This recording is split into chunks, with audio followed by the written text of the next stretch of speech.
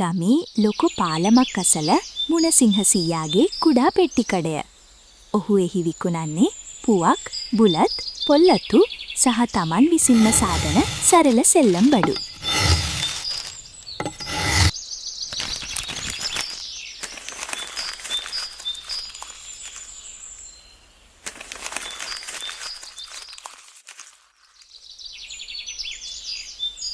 සීයේ මේකට සල්ලි ඕනේද? එපා පුතේ.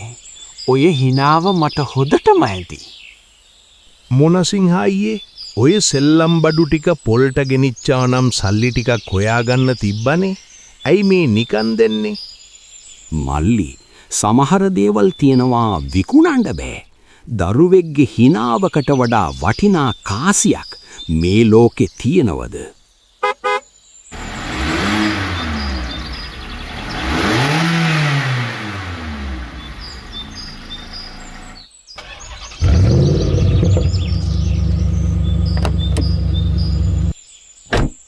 හරි මම ඉක්මනට එනවා. මම මේ ඉඩමක් ගන්න යන ගමන් වාහනේත් කැඩුනා. හරි මම එන්නම්. මොන කරුමයක්ද සරත්? මට තව විනාඩි 20කින් මීටින් එකක් තියෙනවා. මේ වගේ ගොඩේ තැන්වල පාරවල් හරියට නෑ. සමාවෙන්න සර්. රේඩියේටර් එකේ ප්‍රශ්නයක්. ටිකක් වෙලා යයි.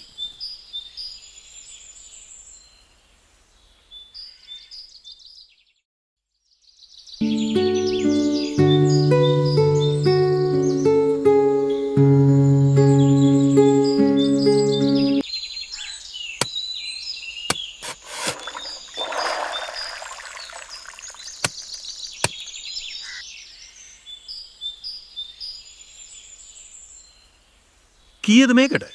ඕකට සල්ලි එපා මහත්තයා. මහත්තයා හරිම කලබලෙන් ඉන්නේ. ඔය තැඹිලි වතුර ටික බීලා හිත නිදහස් කරගන්න. නිකන් මම කාගෙන්වත් නිකන් දේවල් ගන්නෙ නෑ. මේ සල්ලි තියාගන්න.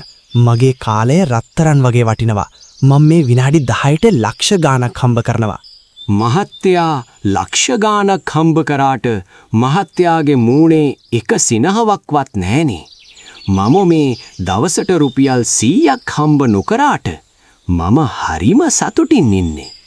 ඇත්තටම කවුද වැඩියෙන් පොහොසත්? කුඩා ගැහණු ළමයෙක් අඬමින් එතනට එයි. සීයායට ලස්සන පන්කුරුල්ලෙක් හදලා දීලා ඇයව හිනස්සන ආකාරය අසංක දකි. අසංකට තමන්ගේ කුඩා කාලය මතක් වෙයි.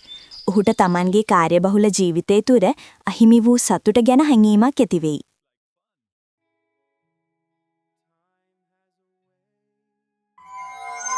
සීයේ මේ කුරුල්ල ඇත්තටම පියාඹයිද?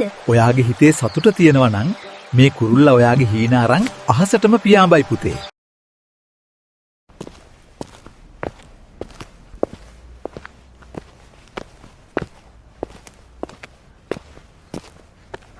මේ වගේ වැඩකට නැති සෙල්ලම් බඩු වලින් බඩ පිරෙන්නේ නැහැ. උඹ ඉගෙන ගන්න ඕන ලොකු මිනිහෙක් වෙන්න. සල්ලි තමයි ලෝකේ හැමදේම. ඒ තාත්තේ මම මේකට ආසයි.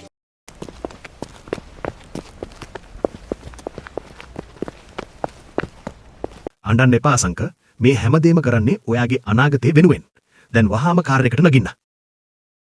පුතේ, ඔයාගේ සතුට මම කොහොමද ආරක්ෂා කරන්නේ? මට ලාභේ විතරයි වැඩක්.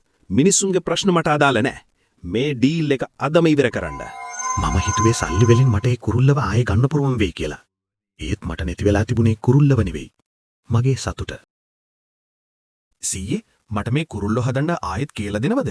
මට මගේ හීන ආයෙත් පියාඹවන්න ඕනේ.